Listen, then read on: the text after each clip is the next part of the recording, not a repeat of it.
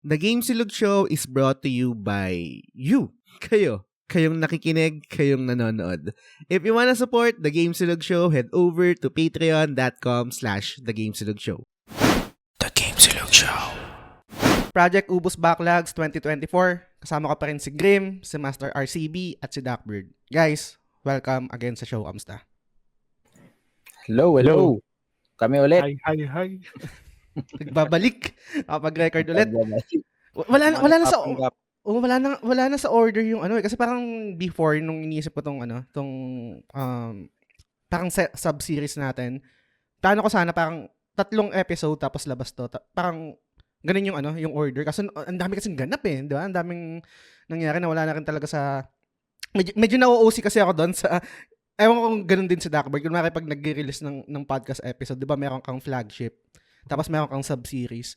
Kapag hindi pare-pareho, kung flagship, sub-series, parang na-OC ako. Pero wala ganun talaga eh. Wala na akong magagawa doon kaya inayaan ko na lang din. Pero medyo na-OC pa rin ako. Pero ayan yun na yun, wala naman kayong pakialam doon.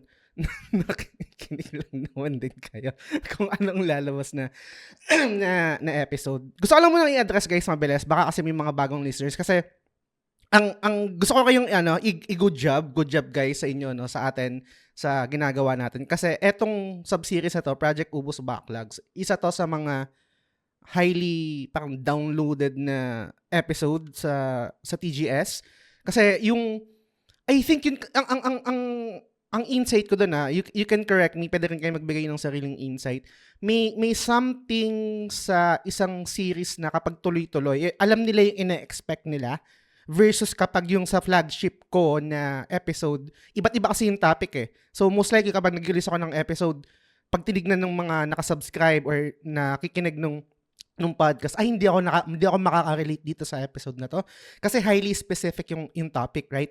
Pero sa atin kasi, parang free for all, iba't iba yung nade-discuss na topic kaya mas malaki yung chance na makaka-relate yung mas malawak na audience. Kaya I think ito yung isa sa mga highly downloaded na sub-series sa flagship. Yun yung insight ko. Kayo ba may insight ba kayo dun? Sa tingin mo? Bilang nice ikaw na nakikinig din. Kunwari ikaw, Master RCB. Kasi I can assume na hindi naman lahat ng episode dito sa TGS pinapakinggan mo, right? Kung ano lang yung topic na makaka-relate ka, yun yung papakinggan mo. Ewan ko parang ganun kasi yung understanding ko Kasi may mga topic na ng konti ng download nito. Pero gets ko kasi hindi siya ganun ka-relatable. Kunwari, pag JRPG, syempre, most likely makikinig ka kapag JRPG fan ka. Kapag hindi ka JRPG fan, most likely baka hindi ka makinig. Or kunwari, secret level, highly specific yun na topic doon sa mga supporters ng TGS kung ano yung gusto nilang i-discuss, right? And parang, hindi naman negative, pero ang kaakibat na ganung style is hindi siya katulad nung mas malawak na audience na mako-cover niya. Kasi yung topic is relatable. May thoughts ba kayo dun bago tayo mag-start? Ano muna tayo? Parang thought exercise muna. Siguro kasi lahat tayo individually may kanya-kanya tayong taste sa games. Tapos meron tayong list of games. Siguro interested yung mga listeners na diba, parang ine-expect nila kung ano na kayo nangyari dito. Oo nga naman, tama nga naman kasi series siya, di ba? Tsaka feeling ko inaantay nila talaga yung yung face reveal ni Duckbird.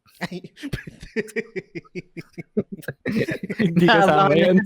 Ay, di ba kasama? Inaantay nila ano kaya? Kailan kaya mag-aaraw si Duckbird? Ano kaya? Nakasalamin din kaya to? Si Kakashi, yung tatanggalin yung mask. Tapos may mask pa rin.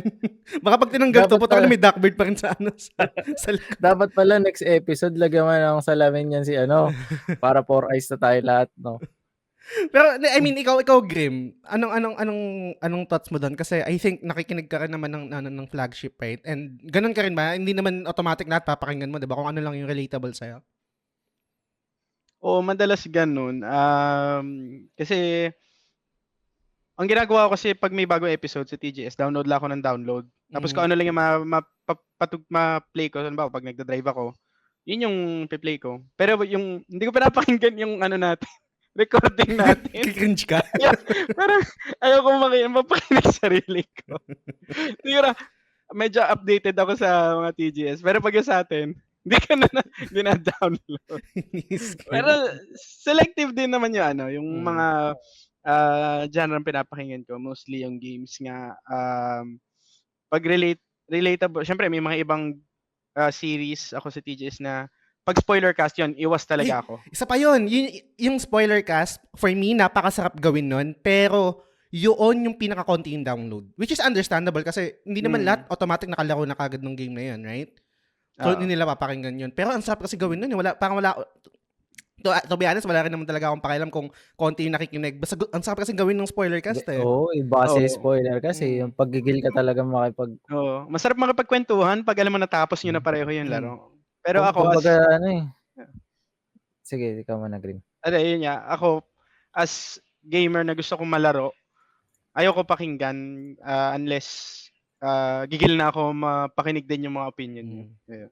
Pero yun nga, yun yung pinaka-konting yun yung pinaka-konting download sa lahat ng series, yung spoiler cast. Kumbaga sa Marites, yun yung chismisan natin eh. No? Lalo na kapag pag yung ang tagal mong kinimkem, yung gusto mong sabihin sa game na yun, tapos doon mo lang malalabas. Minsan ganun din ako eh. Hindi ko din masyadong kunwari pinopost or nakikipagkwentuhan. Sinisave ko siya sa recording kapag alam kong gagawa ng episode. Kaya talagang sobra yung pagtitimpe sa game na yun. Ikaw, Duckbird, ikaw kasi 'di ba may sarili ka ring podcast. So, I think meron kang sariling insight din sa mga ginagawa mong episode, right? Meron kang flagship, meron kang sub-series, yung main character, etc. May napapansin ka bang ganun na trend na ito hindi to relatable. So, ang konti ng download. Ito mas relatable. Mas marami yung download, mga ganyan. Actually, parang sa amin kasi maliit pa lang na podcast. Wala pa masyado yun sa numbers dun eh. Kaya kahit sub-series or kahit yung main series, same lang yung numbers niya sa akin.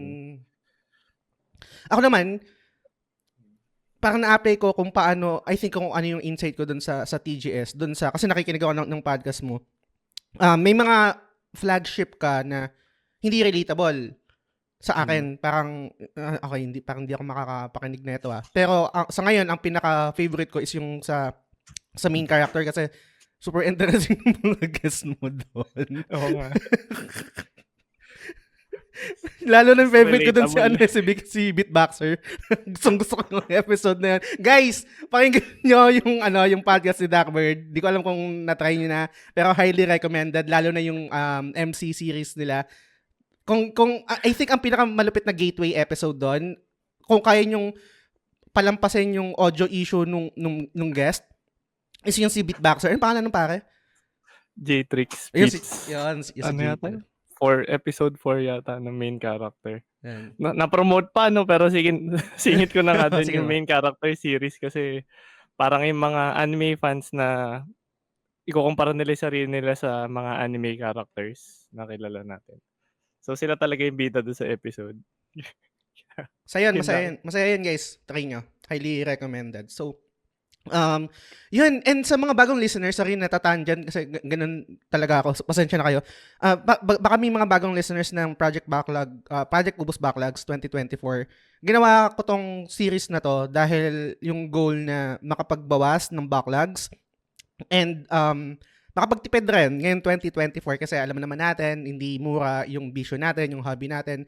And gusto ko na kapag bibili ng bagong game is intentional. Hindi dahil nabudol lang, nadala lang sa hype, nadala sa sale, nadala sa 30% off sa Shopee. Yung gusto mo talaga. And lalaroin talaga natin. Yun yung parang yun yung goal ko eh.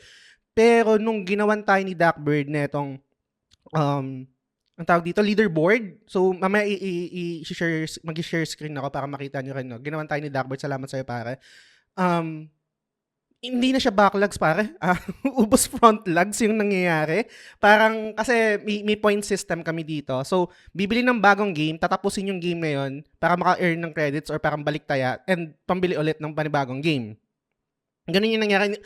Nung chinek ko yung mga games na natapos ko, tsaka yung mga binili ko, parang 2 pa lang yung natapos ko na backlogs na nilista ko dun sa unang episode natin. Which is not good. Kasi pang-4 na episode na natin to. Ang natatapos ko yung mga bago kong binibili na game. Pero yung mga backlogs talaga literal, Dalawa pa lang, guys. Dalawa pa lang sa akin. So, medyo wake-up call to. And maganda rin talaga na tinatrack natin yung mga games na nilalaro natin, natatapos natin, and yung nabibili natin para meron tayong visual na, puta, ito pala yung nangyayari. Ito yung trend sa akin, which is mali. Mali dun sa um, konsepto nung project natin. Paano ba to? Sige, umpisa mo natin sa ano. Umpisa mo natin dun sa parang catch up natin. Tapos mag deep dive tayo dun sa mga leaderboards na ginawa ni Dak na may share screen ko yan. Umpisa ko muna sa'yo, Grim, pare. Kamusta yung ano mo? Yung month mo? Ayun. So, parang ang bilis nga simula nung huli natin recording. Ewan ko, ang bilis ng February, no? Dumaan lang na ganun. So, parang ang huli ko natapos, yung Sea of Stars nga, based lang doon sa huling recording. Ang nangyari doon, sa Switch ako naglalaro so wala akong platinum, walang trophy. So, nagtanong ako sa GC natin kung considered na bang 100% to pag nakuha ko yung true ending. So, okay naman sa inyo na considered 100% na yun. Pero, nung nakinig ako ng spoiler cast, nalaman ko may na-miss pala ako doon sa ending. So, medyo spoiler lang, kung okay lang, kung yung sasabihin ko. Na-miss ko yung Easter egg ng mga devs. Okay, oo. So, binalikan ko, yung pala yung gagamitin yung hammer doon pala, yung lintik na yan. So, I can say na I think tapos ko na lahat Nice. sa Sea of Stars. So, yun yung last I na think sorry to cut you off. I think okay lang naman yun. Hindi naman siya masyadong parang heavy story. Kasi hindi naman siya related sa story. Kumaga parang ano siya. Ang tawag doon, Easter egg. I think sa Chrono Trigger Easter yun nang galing. Kasi hindi ko na-experience yun sa Chrono Trigger. Yung RIP Toriyama, parang I think may isang ending na ganun.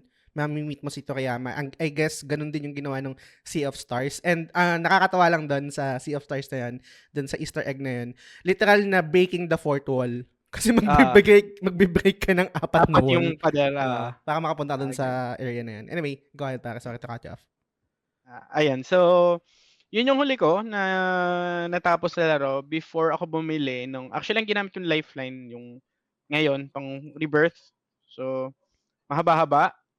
Expected ko baka umabot ako hanggang end April. Baka umabot ako hanggang April din kasi medyo busy ako ng mga katapusan ng March. So, yun. Kung sa backlog lang, wala pa masyado ako natapos. Rebirth lang ongoing ko ngayon. Pero wala rin ako nabibili pa. So, yeah. Tipid rin, no? Parang baliktaya lang din talaga. Baliktaya ako ngayon. Ikaw, Master RCB, bigyan mo kami ng ng parang high-level thoughts dun sa sa nangyari sa isang buwan. Etong February, medyo nag-iba yung ko ngayon kasi, yung trabaho ko. Helldiver na ako ngayon eh. Ooh, okay.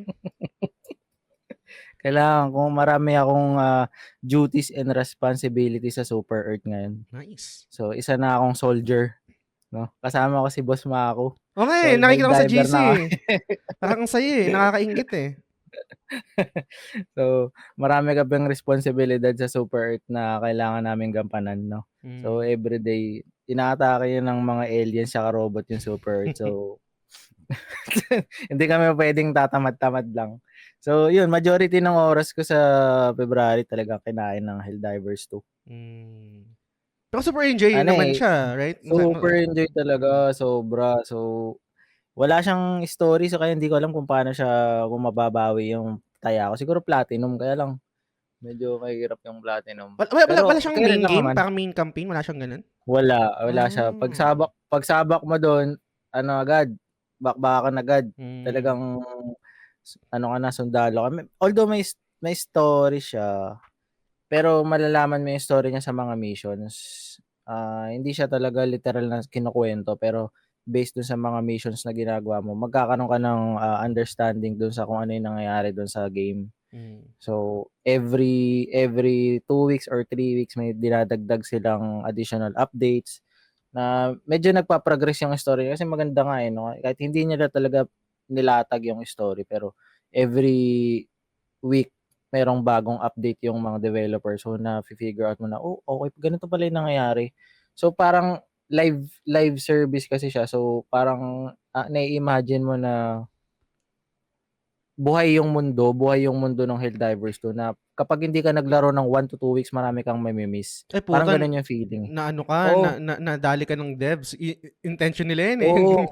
Ang galing nga eh. Kasi parang, ito, example nito So, hindi ako nagkaroon ng Final Fantasy 7 Rebirth, diba? So, hindi ako nakapaglaro ng almost 1 week. Mm. Pagbalik ko, may mga robot na. Diba? Parang ganun. So, parang, ano nangyari? Kasi expected mo, ano nangyari dito? Parang, ba't may robot na? Magulat ka na, may robot, tapos may lumilipad na ng mga EPs. So, galing lang, diba? So, parang, lupit ng laro na yun. Yung Helldivers 2 na yun. Ano pinaka main hook niyan? Helldivers. Ang pinaka main hook doon is yung co-op talaga, yung multiplayer. Grabe talaga yung coordination. Doon ko lang na feel yung non-toxic community talaga kasi majority ng community sa multiplayer talaga toxic 'di ba? Yung parang yung pag multiplayer aspect, yung pagka may mga lalo na yung mga shooter, 'di ba? Minsan Call of Duty, trash talkan yan sa lobby pa lang, trash talkan na sa MOBA. Pero doon putya pag nakita kayo, magsasalute pa kayo, mag-hug pa kayo magyayakapan pa kayo sa loob ng ship, tapos yung mga players pwede magsalita kasi may mic yung controller, 'di ba? Tapos pagka-on mo ng mic mo, sasalita na lang yung mga player for democracy, gumaganon sila. Parang mga tanga lang. Tapos magsasalot-salot kayong ganun lahat para bago kayo pumasok doon sa shuttle pad. Mga kayong tanga. So parang bumabalik ka sa pagkabata, nire-roleplay mo talaga yung player mo. Tapos pagbagsak ko na ng shuttle, tapos minsan may magbibida-bida pa na foreigner, Amerikano, siya yung magko-comms. In your 12, in your 6, gumaganon mo, feel na feel mo talaga sundalo ka, putya. Siyempre, ikaw, kahit barok-barok ka mag-English, di ba, makikigo ka rin. Diba? Resupply here. Ganon ka pa. Tapos masasalita pa. Eagle in 5, Eagle in 4, gumagano. Sabi ko, putya, sandalo ako dito eh. Oscar Kilo, walang ganun. Alam niyo yung may streamer na ganyan eh, si Stone Mountain 64. Stone Hunter. Gano'n na gano'n siya eh, goods din yun Lupit eh. Pero ang saya, lahat gumagano. Tapos pagka tapos niya na yung mission, lalabas na mission success, magyayakapan pa kayo kasi parang fail na fail niya talaga na success yung mission. Tapos meron pang isang aspect doon na natuwa ako na parang kasi meron do extraction point. So kukunin kayo ng spaceship tapos kailangan makasakay kayo doon lahat. Parang naging gesture na ng mga player na mag-aantayan kayong lahat doon sa isang area bago kayo sumakay sa spaceship. Parang ang galing lang, 'di ba? Grabe yung community na 'to, parang wow. Ano nila 'yon, na naisip nila yun na hindi siya sinabi. There's no written rule. Walang rule kung paano laruin yung Helldivers, pero yung mga player mismo yung gumagawa ng rule. Mag-antayan kayo, antayin niyo. Parang galing lang. So salute talaga doon sa devs ng Helldivers 2. Galing. Ang pinaka natutuwa ko diyan sa story ng Helldivers is parang hindi siya heavily marketed. Pero isa siya sa mga kumita na game. I think natanong ko yun sa GC natin yung kung may idea kayo sa marketing, sa advertising, magkano yung budget noon sa game. Kumbaga parang kung yung ratio niya, kung ang budget is 30 million to produce a game, magkano yung parang binibigay na budget, right? And I think sabi nila OWA, nila Sans, nila Maku, kapag naglabas ng budget, kapag nagpa-approve, most likely kasama na yun eh. Kumbaga parang kasama na sa budget talaga. So, nakakatawa. Success story siya sa sa Sony. And yan yung wala sa Sony talaga. Kaya good thing na nakapaglabas sila ng ganyang game. Kasi pag sabi mong Sony, PlayStation, puro first party na story-driven eh. Wala sila ng multiplayer aspect. Pero ang tanong ko sa'yo, pare, last na, tapos pasa ko kay Darkbird. Hindi kasi ako multiplayer talaga. I think, Monster Hunter and then yung Valorant, ginawa ko lang catch-up game. Mas prefer ko pa rin talaga maglaro ng mag-isa. Kaya ko bang laruin yan na mag-isa lang ako? Hindi ako makipag-multiplayer? Hindi ba ako mahirapan kung sakali? Kaya mo yung early levels like level na 1, 2, and 3. Pero pagdating dun sa level 4, 5, hindi siya kaya ng solo. Kailangan mo talagang may kasama. Pero hindi kasi siya yung game na kailangan meron kang talagang kalaro na kakilala mo. Kasi pagpunta mo dun sa planet, marami na agad mga Helldivers dun na real time na naglalaro. So, pwede ka na mag-join dun sa lobby nila kahit na nandun na sila sa mission. So, parang ang mangyayari is, ano ba yung mga larong gano'n? Parang, di ba sa Monster Hunter, ganun din, kahit na ongoing na yung mission mo, pwede ka na lang, di ba, magpunta dun sa mission nila kahit binabanatan na nila yung monster. So, parang ganun din siya.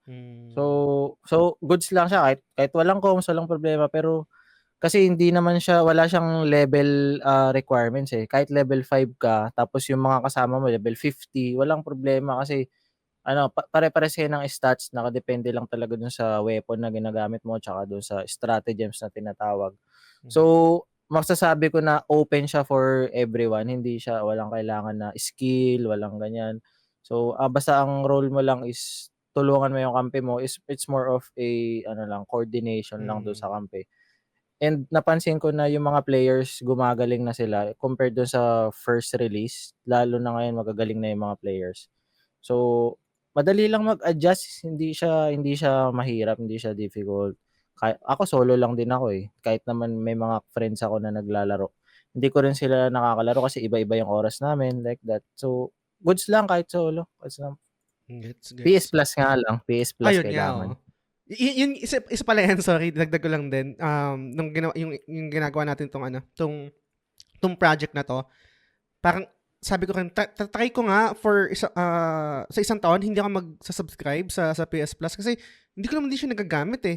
Yung mga libreng lumalabas sa PS Plus every month, nadadagdag lang siya sa backlog ko eh. Kumbaga super pili lang yung nalalako ko. Sa madaling salita, hindi ko siya na-maximize kasi hindi rin naman ako nag-multiplayer. I think yung isang aspect lang ng PS Plus na kung bakit ko siya binibili before is yung peace of mind na nasa-save ko yung save ko, yung save file ko sa cloud.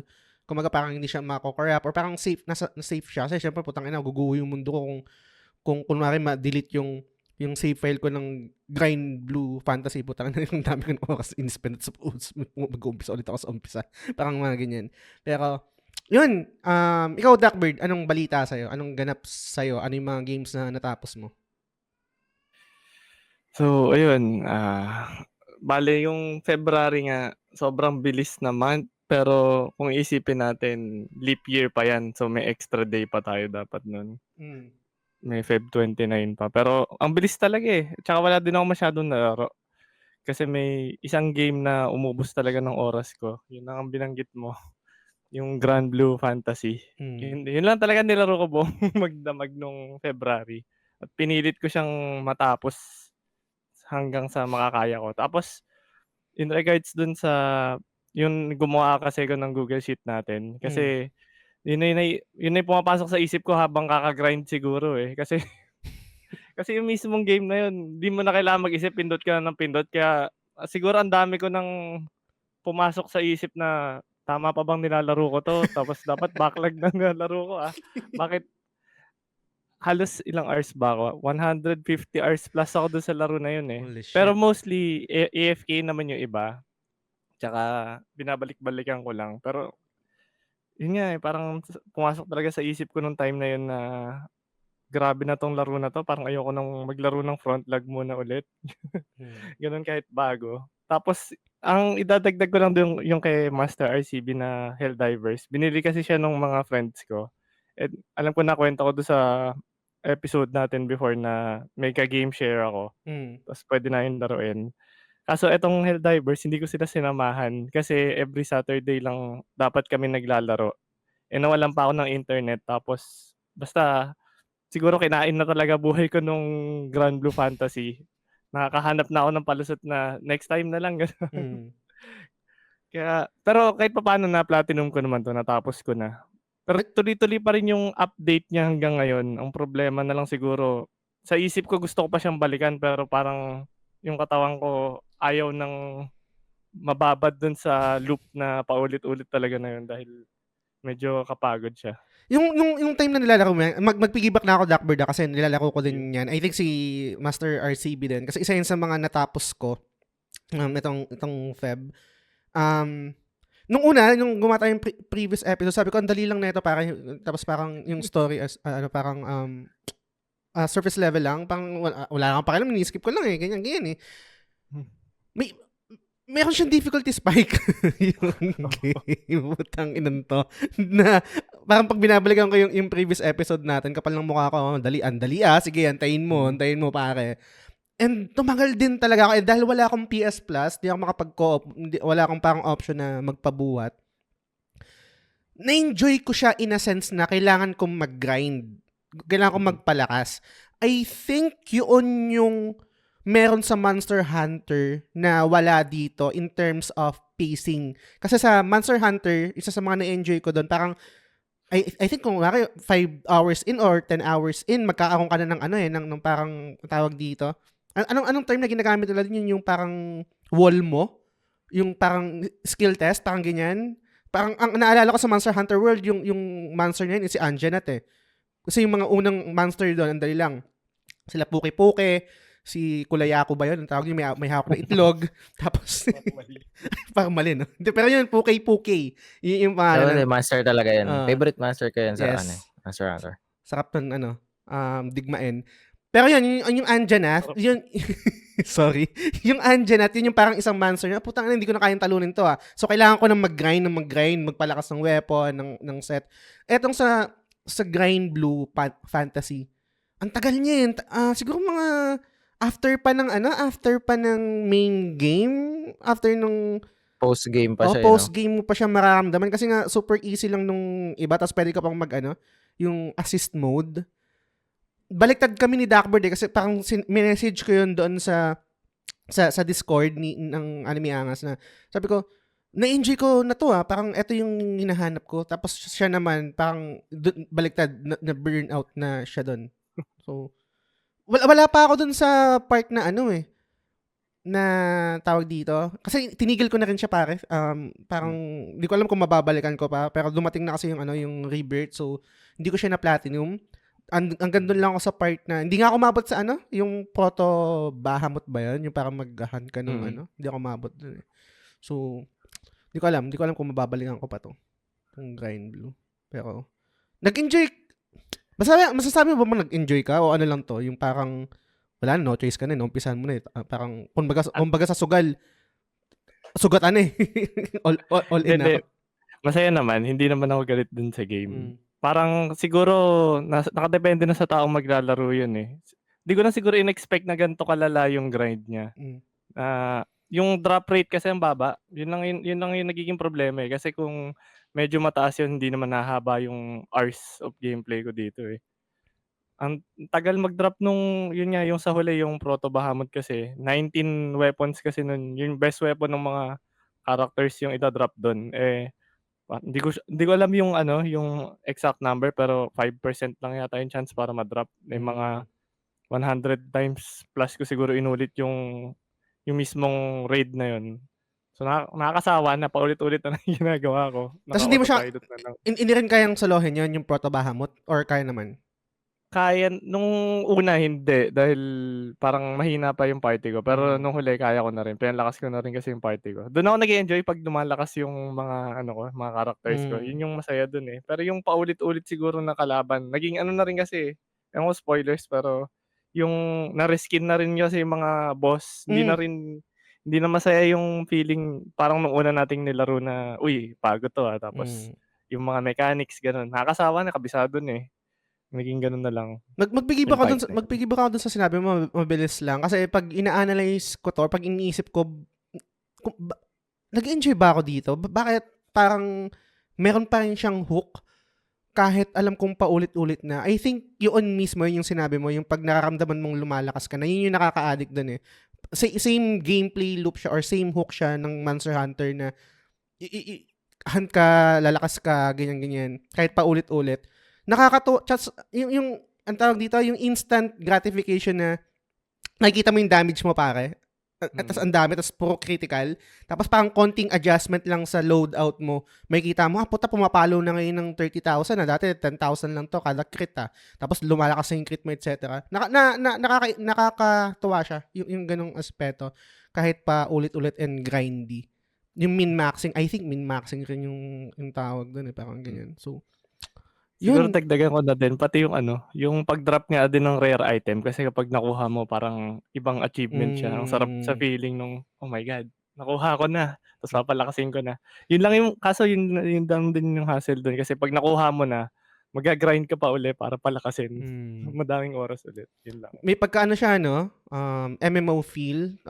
Dati naalala ko, I'm not sure kung nag-MMO kayo, no? Yung pag may hinahan kayo, pag paulit-ulit na dungeon, tapos finally nakakuha ka ng rare item, tapos ibebenta nyo, tapos maghahati-hati kayo nung party members nyo. Sarap ng feeling na yun. Lalo na pag talagang literal na super rare, tapos isha-shout mo pa. Hindi ko alam, hindi na kasi nakapaglaro ng MMO. Dati kasi parang, pag mag-shout ka, tapos parang lahat ng tao makakabasa ng shout mo. Parang for selling rare item, ganyan-ganyan. Tangina, sikat kayo, mag-PPM ka, putong swerte mo naman, praya, saan yun na-loot yan, ganyan-ganyan. Minsan yun, hindi mo pa sasabihin kung saan mo na-loot Kasi parang, baka bumaba yung drop rate or parang tatambayan tapos bababa yung presyo kasi pag dumami na yung makaalam na puta dito pala nalulot yung item na to, tapos tatambayan ng mga high level, dadami yung law of demand and supply kasi madami nang makakakuha ng item na yun, mumura siya. Ay mga ganun pa dati, puta, wag natin sabihin kung saan to nalot, ganyan. Nakakatawa. I think ganun din yun na may feel din na ganun yung sa Grind Blue. Meron kasi sinalihan na group sa Facebook. Hindi ko alam kung rare yun pare, pero in-assume ko na lang na rare kasi nakakatawang makakuha. Yung War Elemental ba yun? Parang may ganyan. Rare ba yun? O hindi naman? Parang hindi naman no? Parang malas dun sa iba wala kasing walang stats talaga yung gaano ka Yung iba hindi na-drop, yung iba nagda-drop. Tsambahan talaga Maaga ko kasi nakuha yun dun sa yung magpapapalit ka ng anong item yung dun sa parang sa bar. Sa Curio ba yun? Yan. Random kasi siya, kahit kanino makuha mo. Ikaw ba, Grim, hindi ka ba di ba, I think parang nag-grind blue ka, hindi ba? Hindi ko ma-recall. Hindi, bakit ba? Nagpigil ako nung hina-hype nyo yung Grand Blue doon sa GC.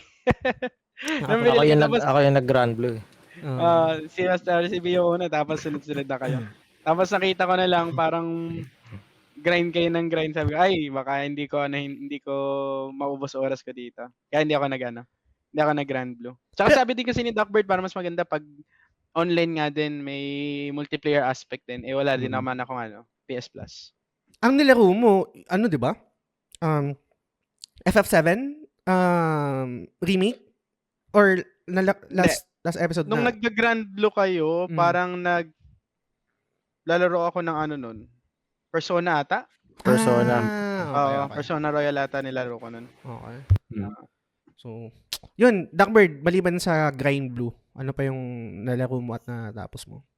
May siningit kasi akong game doon na gawa ng Vanillaware. Kasi shoutout na lang sa PlayStation Trophy Hunters Philippines. Bawat trophy kasi na parang milestone, ewan ko pinauso nila yun, pero napansin ko na lang din na parang dapat sineselebrate mo yung kung naka 10 ka, 20, ganun, 50, ganun. So, yung pang 50th trophy ko, sinadya ko na Vanillaware game siya. Ang tawag sa kanya Grimware. Lumang game na siya. Hindi ko sure kung ito yung pinakaunang game nila sa PlayStation 2 pa. Remake to. Remake. Okay. So, ewan ko remake or master. Sorry lang. Nakalimutan ko yun. So, yun, siningit ko siya ba nag-Grand Blue kasi naisip ko mag-15 na pala yung trophies ko. Laruin ko na rin to. Madali lang kasi siya Kailangan mo lang tapusin yung game. Para siyang real-time strategy. So, parang Warcraft, Battle Realms pero parang ka naglalaro ng painting. Kasi kung di kayo familiar sa Vanillaware, ang angas nung nung art style nila. Ang ganda ng design lagi. May bago nga silang game ngayon Ina pare yung game na yan. Muntik na mabudol. Nung pumunta ka ng Data Blitz, tapos kukunin ko lang yung replacement ko ng Persona 3 Reload kasi available na siya. Kung bumili kayo ng physical kasi, kung hindi kayo familiar dun sa sa naging issue nun, dahil tawag dito, province na tayo ng China. Yung Chinese game, yung Chinese version yung na-release sa atin. Tapos yun nga, ang ginawa ng Atlus is binigyan tayo ng ng code, digital, ng P3, ganyan. Tapos pinalitan din nila ng physical copy na English version. So pumunta ako nung nakaraan sa Data Blitz, pinapalitan ko.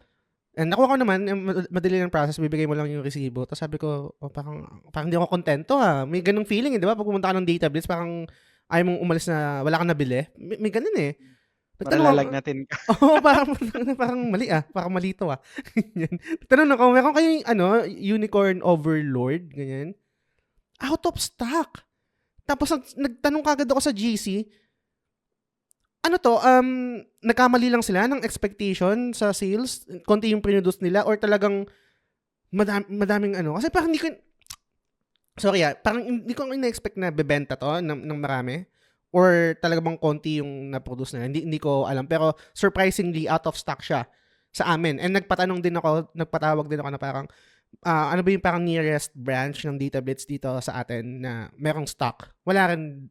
Ewan ko sa Metro Manila kung kunwari sa mga malalaking mall kung meron silang stock. Pero dito sa amin, wala. Yung Unicorn Overlord. Pero actually, tumingin din ako sa Shopee nun, ng Unicorn Overlord. Wala din ako makita na holy shit, wala nagbabato ng official. Yung mga Data Blitz, tsaka Gameline. Wala akong makita ng Unicorn Overlord. Kasi nung napag-usapan sa GC na out of stock, kasi bala ko din kumuha. So, nagtingin ako sa Shopee. Wala din. Meron, pero yung mga parang galing pang Japan, yung kukunin mo, tas may mga nasa 4,000 pesos. Mga ganun yung nakita ko. Hindi ko alam hindi ko Hanap kita ngayon, gusto mo? Hindi, pupunta ako ng Japan, baka doon ako maghanap. Binili mo ba yung Darkbird? Meron ka ba nun? Pin-reorder ko yun before pa eh. Fan kasi ko ng Vanillaware talaga. So, ewan ko flex yun. Sorry na lang, meron ako. Ang Vanillaware ba, 13 Sentinels din ba yan? 13 Sentinels, Aegis Rim, Odin Sphere, Muramasa. Uy, Odin Sphere sa PS2, no? Ganda nun. Yung Muramasa, nalaro ko yan sa Vita. Maganda nga yun, maganda yung art style nun. Ang ganda nung laro eh. Parang 2D na, sa tuwan-tuwa talaga pag naglalaro ko ng ganong game eh. Parang kahit anong gameplay pa siya, masarap sa ice eh. Ganun. Totoo. Nakakatawa. Hindi ko maalala kung sino nag-post nun. Merong isang character dun sa Unicorn Overlord na hindi ko alam kung madre siya, tapos may hawak na cruise. So, laki ng dede ang puta. Game of the year. Parang mali ito. Tapos, bilog na bilog mo yung pagkakadrawing. Parang mali. Madre. Parang... Hindi, pero ang ganda niya kasi parang vibe siya ng mga sinuunang Fire Emblem eh. Yung sa Game Boy pa, yung style ng battle system niya. Kaya parang aangas eh. So, check out ko na kaya ngayon to. Yung maingay nga siya ngayon, ano? San yan? Oo, bakit? Data Blitz Online. Nakakatawa yung mga ganyan na, yung tawag dito, yung mga ganyang quote-unquote success story. Kasi, kahit meron siyang cult following, correct mo ka, Darkbird, kasi baka mas knowledgeable kasi fan ka, hindi niya nabibreak yung mainstream, I think, ng Vanillaware games. Nagkakaroon siya ng parang, mas malawak na audience. Meron siyang following, meron siyang mga fans, pero I can consider na parang hindi nila nabibreak yung yung mainstream ganyan. Ngayon parang sikat siya. Parang kahit sa mga zeitgeist sa ibang bansa, ang dami nagvo-vouch dun sa game eh. Oo, ang lupit nga talaga kasi alam ko, wala din ako ng stats, pero muntikan na nga yata mabankrupt doon sa 13 Sentinels dahil hindi nakabenta. Tapos itong Unicorn parang baka possible maging last na nilang gawa. Pero, Uy, pucha, dapat i-support to. Check out Grim. Tsaka, ito pa. Send mo link. Kailangan i-support to. Check out na. Meron pang isang para sa developer. Meron pang isang nagva-viral na tweet sa Twitter na parang hindi ko alam kung yung developer or yung parang director ng Final Fantasy Tactics yata na parang may nag-tweet sa kanya, nag-message sa kanya na kailan i-remake ganyan etc. Tactics Ogre ganyan. Tapos parang nag-message siya na imbis na i-wish nyo na parang i-remake to, supportahan nyo yung yung Unicorn Overlord nga. Hindi ko alam kung tama yung kung yun yung verbatim, pero napasadahan ko lang kasi sa Twitter. Just tama naman, kung gusto nyo, ito na bilhin nyo na lang to. I agree. Diba? Sige na nga. Yun na. Nabentahan na tong mga to. Kaso walang stock para saan tayo bibili. Digital. Ito, may nakita ako. May nakita Bulong ako. ko sa inyo mamaya pare. At actually, maganda yung mechanics niya. Kasi fan ako ng mga ganyang gameplay. Like, Advance Wars, yun nga, yung Fire Emblem. So, parang ganyan yung style niya di ba? So, mamaya check out natin. Ang tagal ko na rin hindi nakakalaro nito, yung gantong style. I think ang pinakalas ko na nalaro na ganito, maliban doon sa kasi binalikan ko yung yung War of the Lion sa Vita. Pero maliban doon, yung I think nakakonsider ko na bago is Disgaea pa eh. Ang tagal na pare.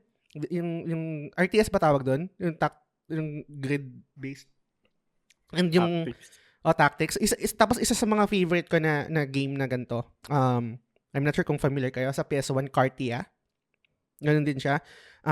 Atlus din yung may gawa nun, and yung may gawa ng art style naman nun is si ano to? Ang pangalan sa Final Fantasy, si Amano. Yoshitaka Amano. So, isa rin yun sa mga talagang gem noon. And yun ata yung yung game na yun. So, sorry baka hindi kayo familiar, no? Share ko lang mabilis. Yun ata yung first game na nalaro ko, maliban syempre sa Pokemon or sa mga iba. Yung meron siyang bato-bato pick system. Paano ko ma-explain to? Kunwari meron isang unit, yung unit na yun is powerful dito sa unit na to, tapos yung unit na ito is powerful sa isang unit na to, parang triangle siya, pag ganun. Yung mechanic niya, pagdating sa weakness, strong, etc. Anyway,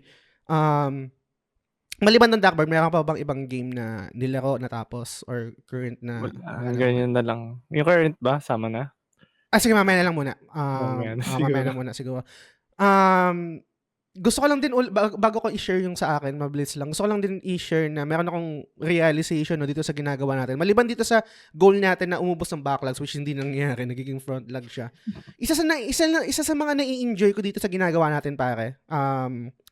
Hindi naman sa dahil sinasabi ko parang binabutter up po kayo.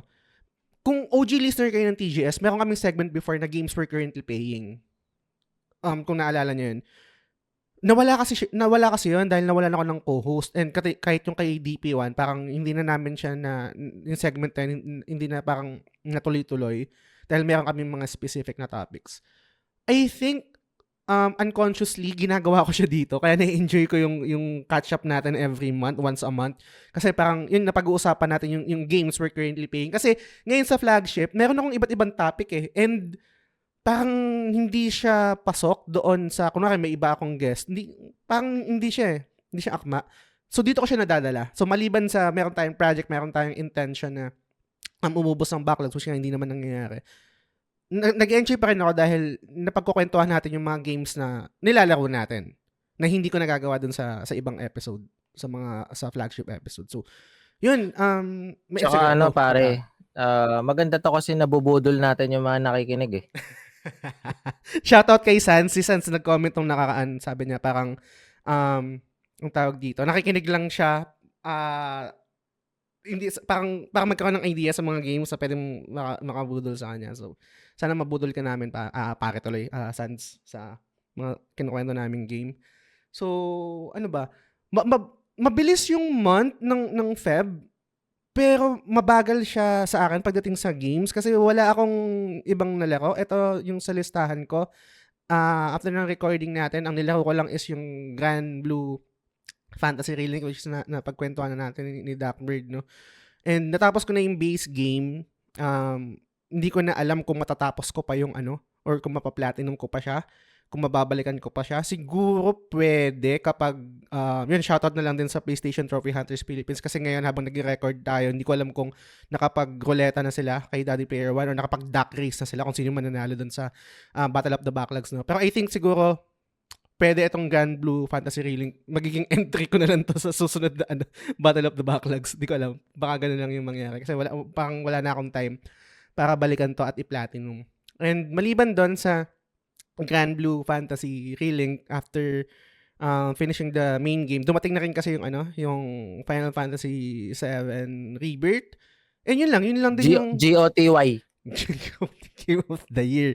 Yan lang yung nilalaro ko. Wala akong ibang makakwento sa inyo guys kasi nilamon ng Rebirth yung buhay ko. Pero maliban doon, I think fair to say rin na kaya konti yung games na nilalaro ko nung Feb and ngayong March kasi super busy sa trabaho. Hell week kami na nag-transition to hell month na talaga sa sobrang daming trabaho. Bigyan ko kayo ng context na wala rin naman kayong pakialam pero madaldal ako, ikuwento ko na rin. Sa sobrang daming trabaho namin, nag-hire na kami ng contractual para tumulong sa amin. Kasi hindi talaga kakayanin ng current roster namin. So, every day, meron akong 4 hours na overtime. Tapos, meron din kaming RDOT, ganyan. Hindi na ako nakaka-attend ng topic namin. So, talagang pag naglalaro ako, nagpapahinga ako, Rebirth lang yung nilalaro ko. So, yun lang yung sa akin. Bago natin pagkwentuhan yung mga games that we're currently playing, anong pulso nyo sa ginagawa natin? I think, wake up call to eh. Wake up call to na, kasi yung pagkagawa ni Duckbird na itong leaderboard, realization talaga ng may mali eh. So, after na itong Final Fantasy 7 Rebirth, I think I will make sure na backlog muna yung talagang lalaruin ko. Hindi yung backlog na front log. I mean, hindi yung front log talaga. Kasi ang bala ko sana Persona 3 Reload, yun ang isusunod ko sa Final Fantasy 7 Rebirth. Pero naisip ko, serendipitous din dahil may backlog ako na related kay Toriyama, which is Dragon Quest 11. Yun yung bala kong isunod dito sa Final Fantasy 7 Rebirth. Kumaga parang to honor him rin, ganyan, and magkaroon din ako ng dagdag resume para at least kahit paano meron akong idea sa influence ni Toriyama naman sa pagdating sa video games. And maganda rin kasi daw yung Dragon Quest 11. So, yun yung isusunod ko. And nasa backlog ko siya. Hindi mo na siguro ako maglalaro ng bagong game. So, pag natapos ko yung Rebirth, yun yung bala kong laruin sa susunod. Grim, bigyan mo ako ng pare. May realization ka rin ba? Or parang, I think ikaw yung ikaw yung pinaka matipid. Dahil, konti nga yung nilalaro mo, pero konti lang din yung binibili mo. I think ikaw yung pinaka safe eh. Ayun, siguro, ewan ko, pigil na pigil din kasi ako bumili nga ng mga bagong games kahit medyo era ng JRPG din kasi ngayon eh. Sa totoo lang, sunod-sunod eh, di ba?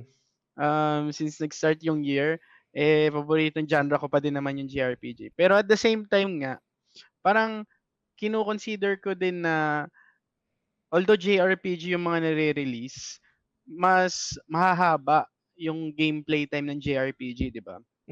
So, sinusulit ko na lang talaga na kada bili ko ng JRPG is tinitingnan ko muna reviews kung worth it ba talaga sa taste ko, hindi na lang yung takaw mata. So,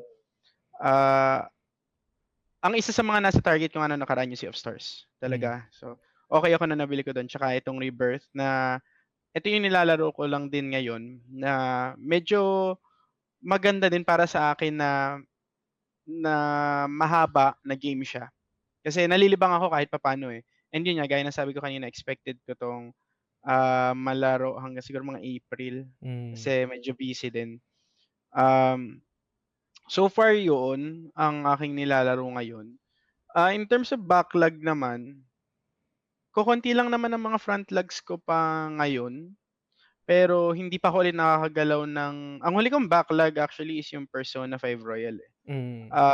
Dumating yung front logs ko nung nabudol ako ni Master RCB ng Palworld. Tapos Sea of Stars. Tsaka itong Rebirth. Parang yun pa lang eh. Yung unicorn padating pa lang, no? Padagdag pa lang unicorn. Oo, yung unicorn. Dahil ulit yung Master RCB. Suporta, no? Suporta.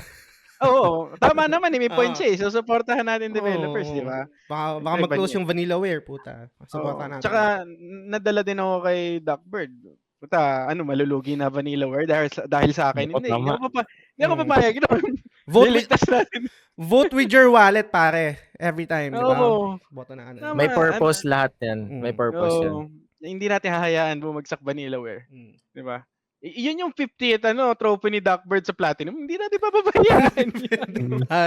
Baka sa baka wala siyang pang 60. Baka Unicorn Oo. Overlord yun yung plano ni Duckbird na ano niya, Kaya pang nga. milestone yung 60. Para sa kaibigan natin to. Kaya, Bilhin natin pa. so, Unicorn Overlord, siguro pag nagkaroon ng banda-banda dyan, yun yung next target ko naman. Pero puro JRPG din kasi nakapila sa akin Pero, after ko siguro na rebirth, baka bumalik ako sa PS5 muna, hindi ako mag-switch. So itutuloy ko siguro. May backlog ako na Judgment. Uy! I think Yakuza gameplay style din siya, 'di ba? Para connected siya sa Yakuza. So meron ako ng Judgment tsaka Last Judgment ba? Yung part 2 nun. Hindi ako sure Hindi ko na familiar dyan hindi ko sure. Pero meron ako ng dalawa. So baka yun yung ituloy ko para ma-enjoy ko ulit yung PS5 kasi hindi ako nakakapaglaro. Recently, puro Switch ako So, ngayon yun yung goal ko siguro. Pero feel ko mapapatagal talaga ako sa Rebirth muna. Yes. Ikaw, Master RCB. Anong ano? Kanina na nagsasalita si Green, parang na-inspired siya yung tipid ko. Ganyan din ako nung unang episode Parang sabi ko, simula ngayong year, magtitipid na ako. Ito yung goal ko, makatipid sa buhay. Ganyan. Tapos na yun, na-realize ko parang sa atin, ako yung demonyo. Ako yung bumubulong na parang, bilhin naman na ito, bilhin naman na. Parang panggap lang sa una na kasi nung kagabi ako lang ginawa yung sa Google Sheet na ginawa. Ang ganda na ako siguro 15 minutes kong tinitigan yung mga kulay. Kompleto yung color ng Google Sheet Ang sarap tignan Tapos na-realize ko na po siya, parang what the fuck, parang puro front logs nga yung yung nadagdag simula February, hindi actually January 25 pa lang. Dun sa Google Sheet ko, puro front logs nga yung wala akong nagalaw na dun sa backlogs. Parang ganun pa rin, alikabok pa din yung nandun sa backlogs ko. May backlogs na, may front logs na, may side logs pa yung sa akin, yung League of Legends na nilalaro ko pa rin hanggang ngayon. Tsaka yung nabanggit mo na God of War, parang hindi mo na natapos, pare. Hindi, yung meron pala ako noon, parang naisip ko na, meron pala ako noon.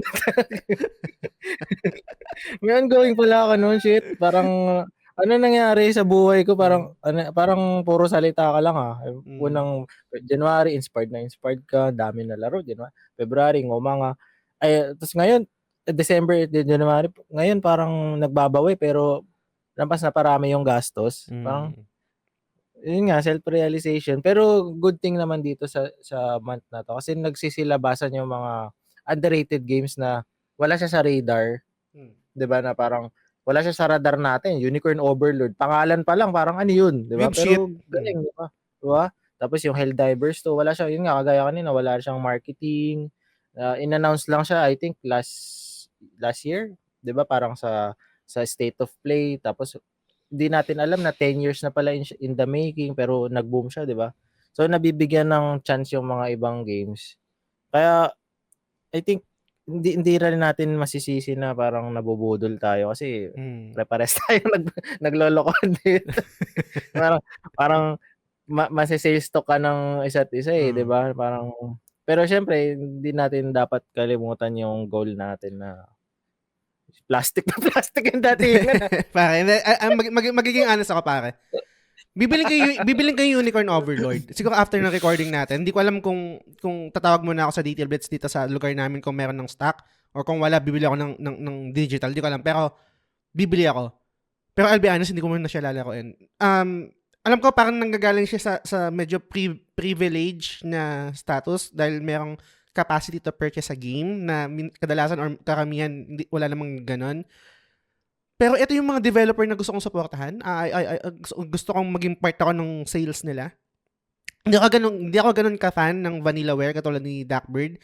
Pero gets ko yung sinasabi niya na masarap sa mata yung art style nila, yung ganyan. Ang nalaro ko lang sa kanila is yung Muramasa Rebirth. Hindi ko siya na-platinum, pero na-enjoy ko yung game na yun sa Vita. Isa yun sa mga parang nilalaro ko dati nung OFW ako sa Korea. Yung Muramasa Rebirth na yan. So, ayokong mawala yun. Hindi ko alam kung totoo yung sinasabi ni Duckbird kung saan galing yung siya na mababankrupt, etc. Dahil di nag-sale yung 13 Sentinels, di ko alam. Pero ayoko mangyari yun. So, bibilin ko yung Totoo yun, para bumili na kayo. Oo, totoo yun. Naniniwala ako kay Duckbird. Naniniwala ako kay Duck. Support to. Meron tayong cause. Meron tayong reason to do this shit. Totoo. Kaya check out. Bukas na bukas, dadaan ako. Tsaka pare, ang tawag dito, buhat na buhat ng mga Japanese games yung first quarter talaga ng 2024. Nakakatawa. Wag natin hayaan mamatay. Yung So, bilhin natin yan. Unicorn Overlord. So, Duckbird, ikaw pare. Unang-una, salamat sa paggawa na itong Google Sheet. Yun. Ano siya? Ang tawag dito, reality check. Kasi kung hindi natin makikita yung list, kung hindi natin ililista, feeling ko, magiging kampante ako, magiging tawag dito, lenient sa sarili ko. Nakakatapos naman ako ng game, nakaka-earn naman ako ng point pero it defeats the purpose kung bakit natin ginagawa tong project.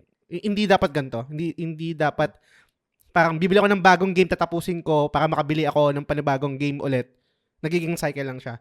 Dapat is backlog yung inuubos tapos reward yung bagong game. Ganun dapat ang kumbaga parang tatapos ako ng backlog, bibili ako ng bagong game. Dapat ganun yung nangyayari putang ina, bili ng bagong game, tapusin, bili ulit ng bagong game.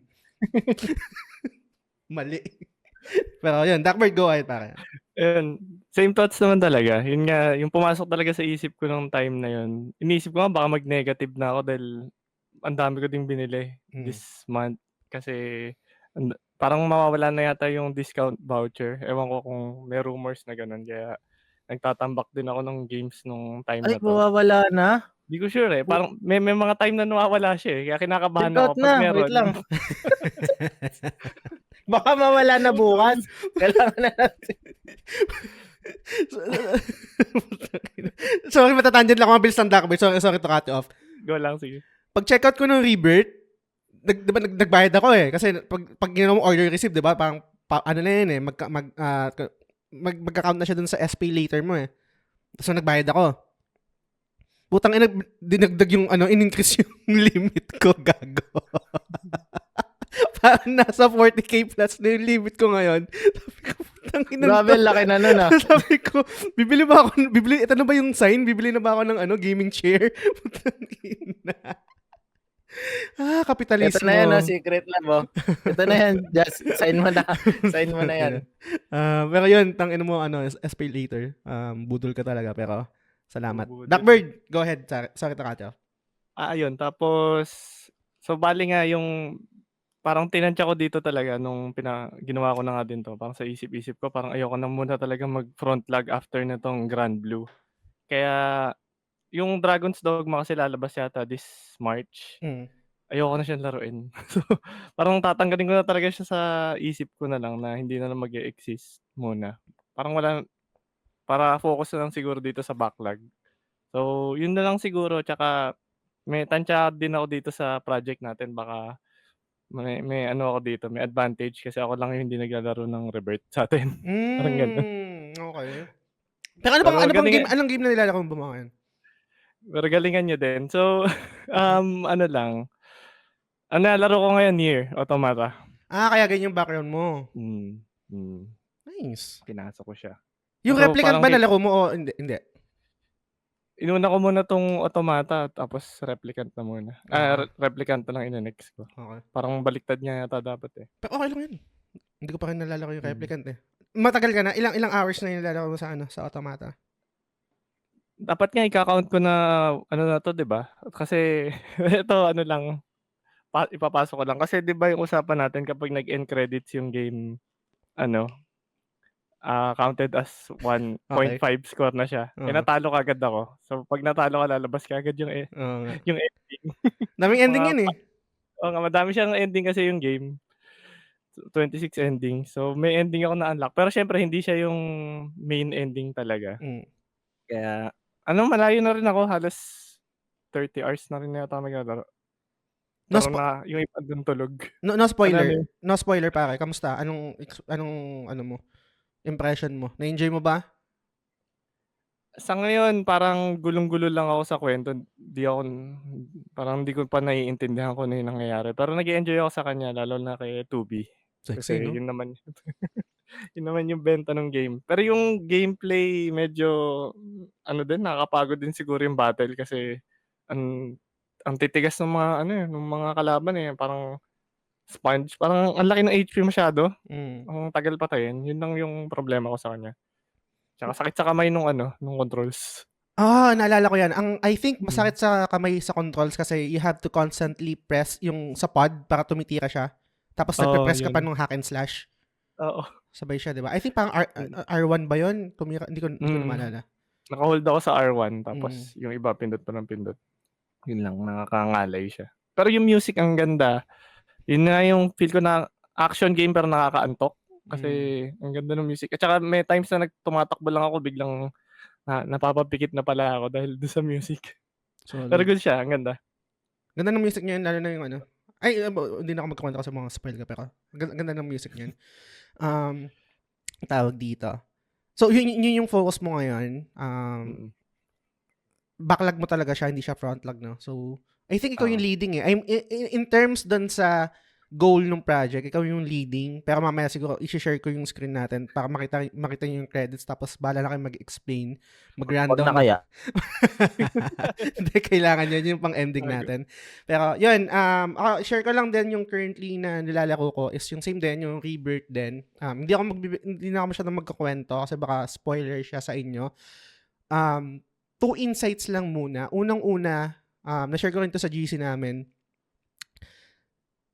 Ang pangit ng lighting ng game. Parang may mga moments dito sa Rebirth na tangina, ito yung pinakamagandang nakita ko na video game. Pero marami ring moment na putang ina, bakit ganito? Ang perfect word I think na to describe it para para ma-visualize nyo.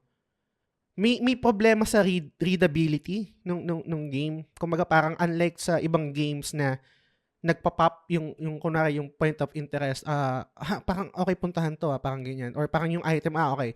Kung wala nga siya yung parang mga yung mga visual cues, parang kulang siya dun ewan ko, parang ang pangit mag-compare sa ibang game kasi parang unfair siya, tapos parang apples to oranges naman siya. Pero hindi ko maiwasan yung Elden Ring, pag may nakita ka, interesting to, puntahan ko nga. Tapos mapupuntahan mo. Dito, ang daming ganon na parang, interesting to. Tapos parang, okay, parang nasa background lang pala siya. Parang ganyan.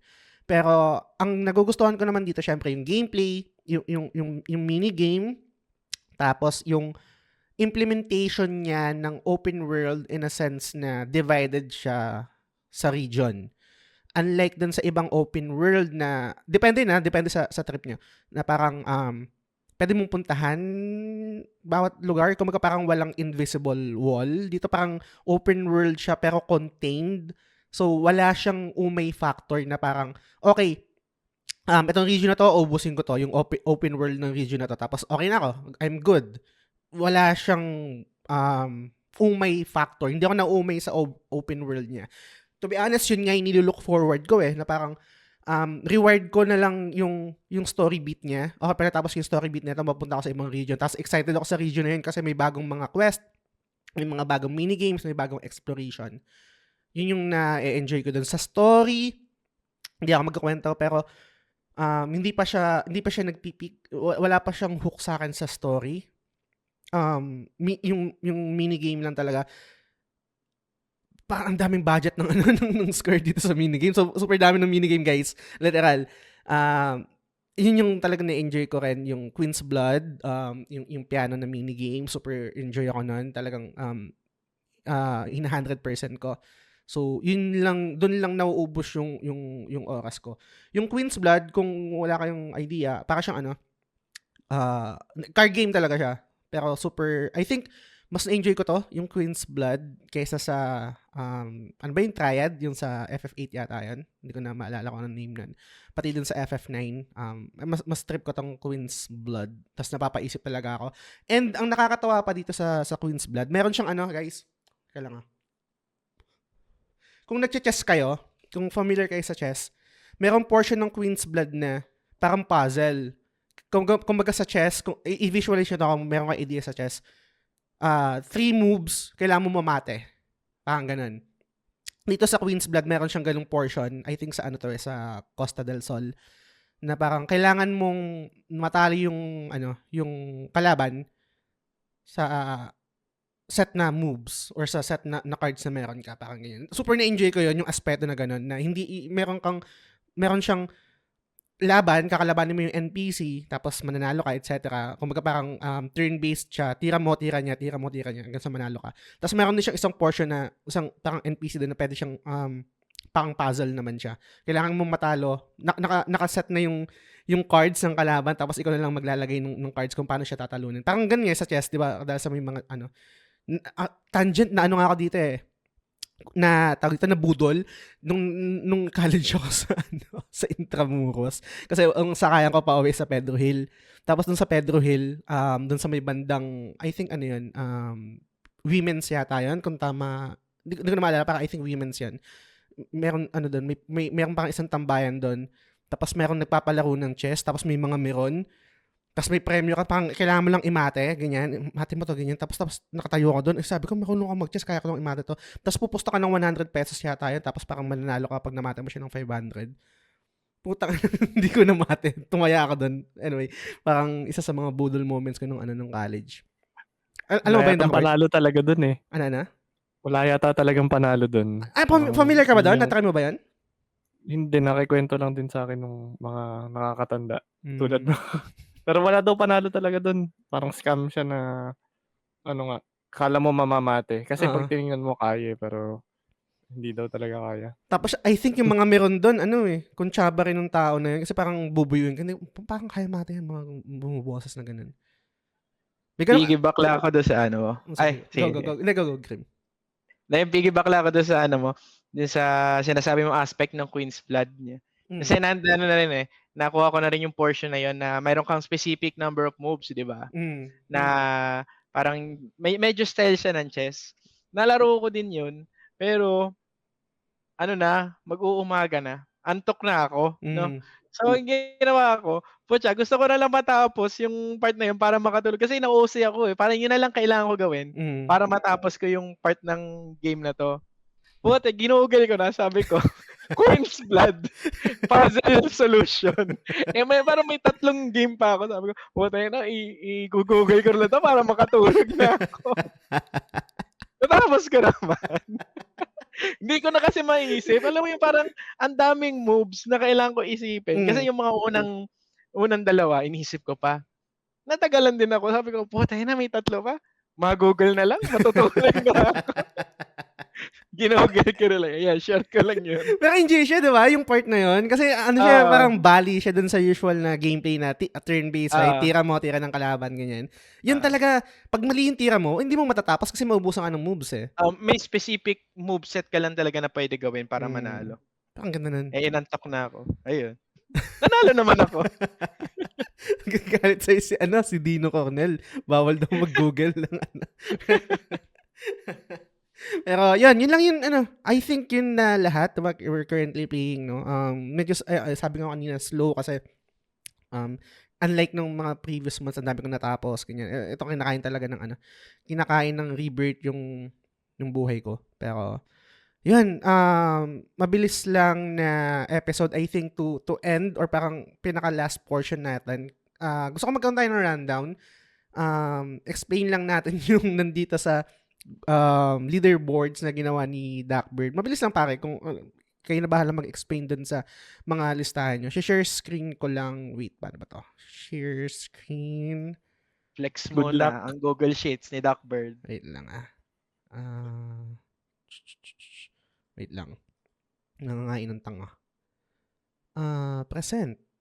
Okay. Naka-share screen ba ako? Ito. Yan. Tapos, ito. Yan. Okay. Okay. Let's go! That's me! I'm him! The one and only! Umpisahan mo na, pare. Wala nang iba. Wala nang hahanapin pa. Ako yan. -1. Ba't ganun? Nangyari. -1. I'm so proud. Proud ka pa. Ako ba talaga yung inuna mo? Parang may gusto ka sabihin doon. May gusto ka ba ipaiwatig doon? Kitang-kita, negative. Kulang na lang gawing pula ni Duckbird dyan pag nag-negative ka. Let's go. Bigyan mo na random, pare. I can explain.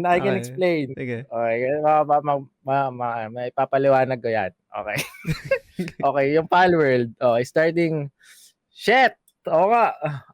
starting January 7 kasi, syempre. Sinusuportahan natin yung Palworld. Syempre, indie developer yan, pare. Kailangan natin yung yan. So, syempre, -1 agad tayo dyan. Diba? Purchase a game, Palworld. Holy shit. Pre-order ng Final Fantasy 7 Rebirth. Purchase tayo. Deluxe edition, syempre. Diba? So, -1 agad. And then, Grand Blue. Bumili rin ako ng Grand Blue. Tinapos ko. Actually, yun lang yung natapos ko eh. Grand Blue eh. Hindi na ako nagpunta dun sa grindy part kasi hindi ko siya natripan na ituloy-tuloy pa. Parang naisip ko hindi ko kayang i-platinum to, so there's no reason for me to ituloy pa. And then yun nga, dumating kasi yung Helldivers. So, bumili na naman ako. So, ilan na? Shit, diba? -3 agad. Pati yung lifeline ko na gamit ko na. Although may mga natapos naman ako like DLC in preparation for Rebirth. Natapos ko yung Final Fantasy 7 Remake DLC. And yung Grand Blue, wala na, puro front legs na talaga. Negative yun. Pag tinitingnan ko yung list mo, pare, gaya ng sabi mo dito, wala naman sa listahan, right? Maliban dun sa pagbili ng bagong game. Ang mahirap kasi sa parang sa playstyle mo or sa genre mo. Naglalaro ka ng lifestyle game. Meron kang LOL, tapos meron kang yung Palworld na parang hindi ko alam kung merong story yan na mag-earn ka ng point. Tapos meron ka pang Helldivers. Tawag dito, lifestyle game kayo. Casual. Side logs ko yung LOL na yun eh. Visit yan eh. Kasi nananadya din kasi yung League of Legends eh. Yung mga main heroes ko, binuff ngayong patch. Pero anyway, at least nabawasan ko naman yung hours ng gameplay ko doon sa side logs na League of Legends. So, pero anyway, yung focus ko talaga this month, sana, kasi si Duckbird kasi binanggit pa yun sa developer na mababankrupt, kaya napipilitan akong negative pa. Pag negative. Pero, malalaman natin yan sa mga susunod na episode. Pero, ang currently na nasa list ko na tinatapos ko ngayon, magfo-focus ako sa Pokemon, yung mga mabibilis lang na matapos. Para mawala lang yung negative kasi masakit sa mata, nahihiya na ako sa inyo eh. Ang tataas sa mga puntos nyo eh. So, yeah, babawi tayo. Ano pa lang naman tayo eh, episode 4?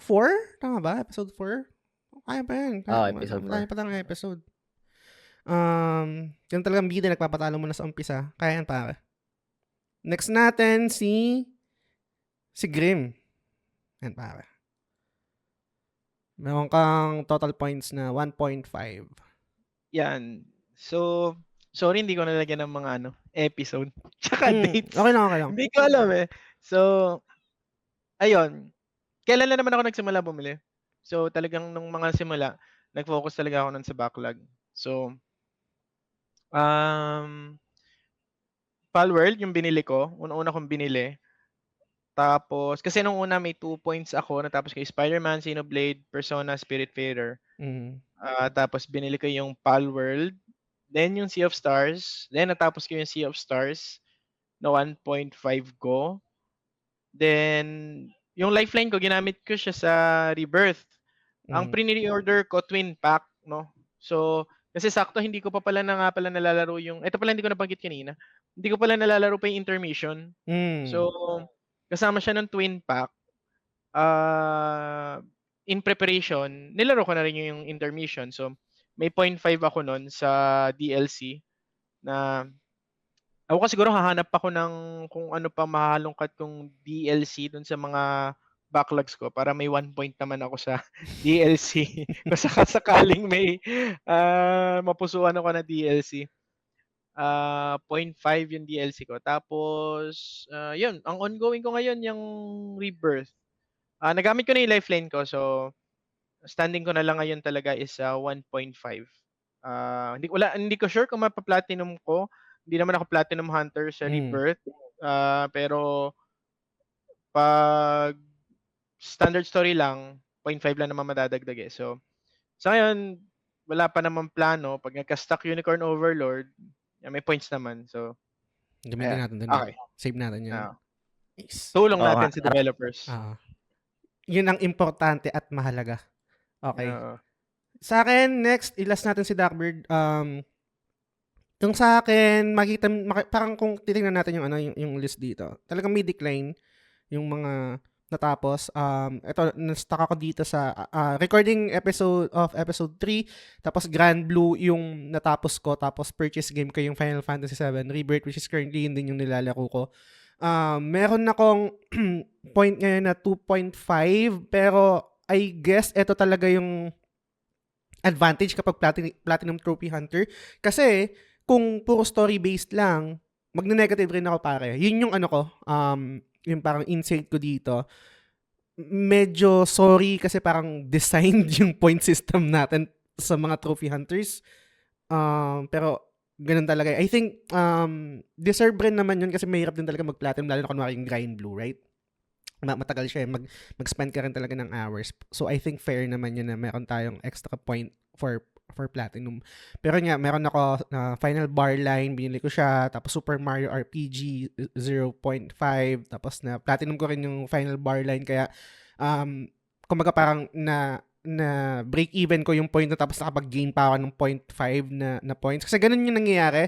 Kahit front log yung nangyayari sa akin, nababawasan ako ng point, pina-platinum ko rin siya, nabe-break even ko, tapos nag-earn pa ako ng 0.5 dahil nga dun sa point system natin. Tapos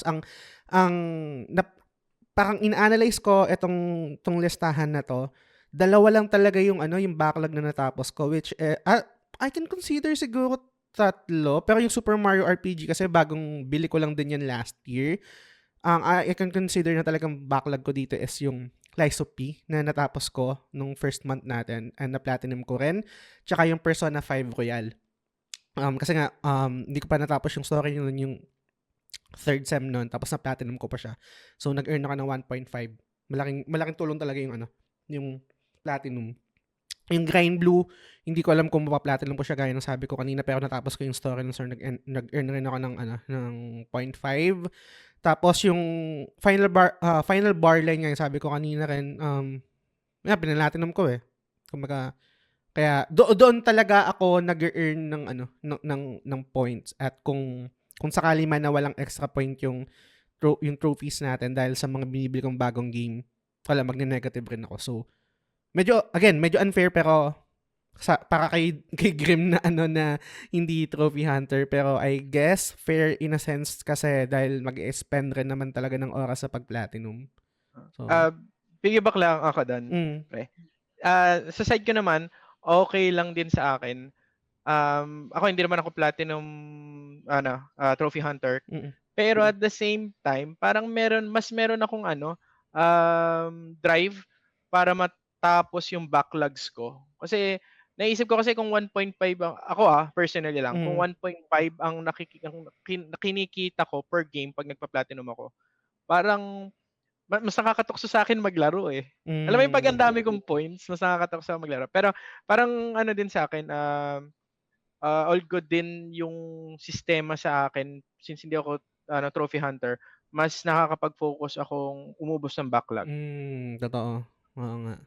I think parang in a sense nagba-backfire sa akin or sa atin yung point system kasi nga okay lang din umubos ng front log kasi nakakapag-earn rin naman ng points, unlike sa'yo na hindi ka naman platinum hunter. Yung ini-spend namin sa pag-platinum, ikaw naman na-spend mo sa backlog talaga.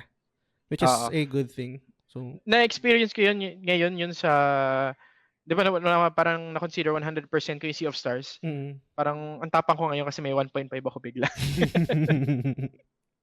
pero, yun nga, mas madami kang time. Kung parang, okay, hindi ko na ipa-platinum to. Makakaubos ko talaga ng backlog. So, okay. Darkbird, pare. Pakita natin yung sa'yo. Darkbird, dami natapos eh. Speaking of backfire, yan yung backfire.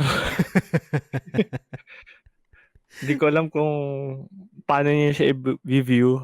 Para sa akin, negative siya sa akin. Pero, ayan. Ayun. So, ginawa ko nga yan. Nilista ko yung mga games natin. Tsaka, nilagyan ko din kasi ng checkpoint yung natin, yung listahan natin para kahit papaano. Parang sa isip ko, bawat recording natin, kasi per month tayo diba, nagre-record. So, kahit papaano makatapos man lang ako kahit isa. Kasi parang yun yung nakaka-pressure dito sa project natin eh. Na paano pag next recording, wala akong ambag, wala akong natapos, wala akong napag-usapan. Makakwento. Wala akong magkikwento na ginawa ko, parang ganun. Kaya, ito yung sinasabi ko yung backfire kasi 1.5 yung score ng Platinum Hunter ako. Tapos, magastos pala akong tao. Hindi ko ngayon na napansin. Kasi, the more points na nakukuha ko, the more willing ko siyang spend.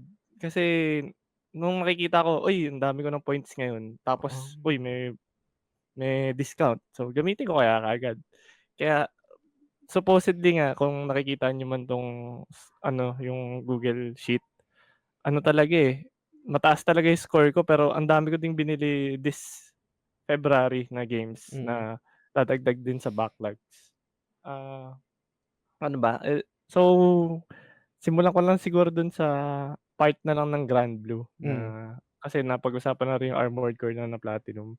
Ayun, bumili ko nung Legend of Mana, lumang game din, tsaka Star Ocean, second story. So, minus 2 points kagad siya. Tapos, yun nga, yung Grand Blue na binabanggit namin kanina na sobrang grindy, pero kahit papano. Siguro yun din na nag-pressure sa akin tapusin talaga yung Grand Blue, itong recording natin. Kasi parang, paano pag di ko natapos yung Grand Blue pag nag-record tayo, parang, babalikan ko pa ba next month to? Pag ikikwento ko pa ba sa inyo? Ayoko nang to. Ayoko nang balikan. So, yun, pero pinilit ko talaga siya kahit nung February tapusin. So, 1.5 yung score, Platinum tsaka yung story. Yung Grim Grimoire pala, yung sinasabi kong Vanillaware game kanina, ang niligay ko lang sa kanyang point kasi 0.5, pero na-platinum ka siya. Kasi yung requirement lang sa kanya para i-platinum, tapusin mo lang yung main story. So, same, lang talaga siya. Ganun siya kadali. Okay. Kaya hindi ko siya, huwag nyo na ako bigyan ng sobrang daming points, baka gastusin ko pa Parang ganun. Kaya 0.5 na lang din nilagay ko. Honor system na lang siguro sa ganung bagay. Nice. Saka ayoko na rin talagang 1.5 yan. Baka mapabili pa ako ulit. Pero ayan, so wake up call talaga yung nung nagawa natin tong listahan na ang dami ko pa nabili, ang dami ko natapos. Pero siguro sa mga susunod, di na talaga ako bibili na talaga plano ko. Kahit paano kahit 1 game per month, yun ang yung target ko. Gusto mo lang dagdag wake up call, Darkbird? Ano pa yan? Sige Kaso lang. dagdag trabaho. Pwede natin ilagay yung yung mga presyo ng bilhin natin ng game tapos may total. Pucha, o nga, no? Pwede, no? Pwede, pre. Kasi pag nakita mo yung... Kasi, ewan kung same tayo pag every month natin view yung gastos natin, parang hindi masakit right? Kunwari, kasi meron tayong parang allotted budget for that month sa leisure natin, sa entertainment, right? Kunwari, kinsenas katapusan, sumahod tayo. Merong konting natitira, parang nabayaran ko na yung bills ko, yung responsibilities ko. Merong konting, bili ko to ng game. Pero pag tinignan mo yun ng isang bagsakan every month, putang ina, lagpas 10,000, 15,000. Laki. laki ng budget. Pero, totoo yun.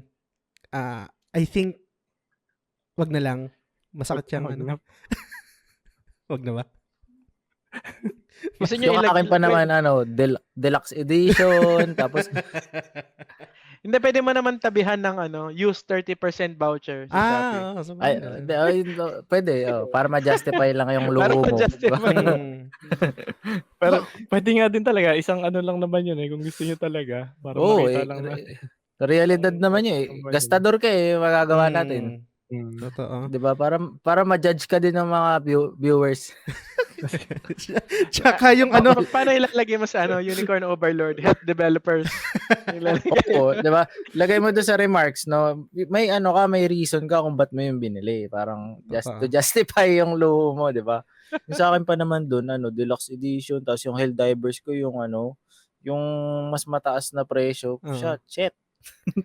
Tsaka din yung alam ko maling mindset to.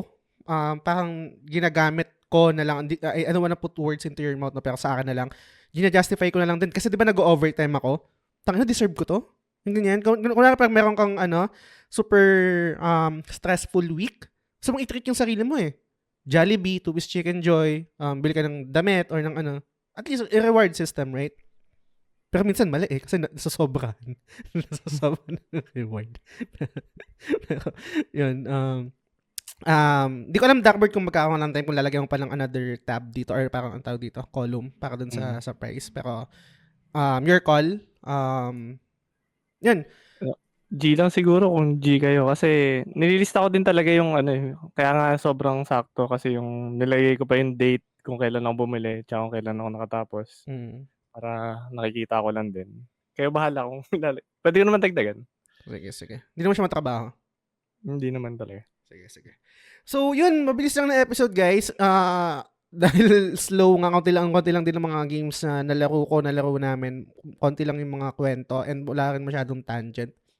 Hindi ko natatapos yung episode. Baka may nakalimutan ako. Kayo na magtapos. Kung meron kayong gustong i-promote, shoutout, go ahead. Ikaw na muna, Grim.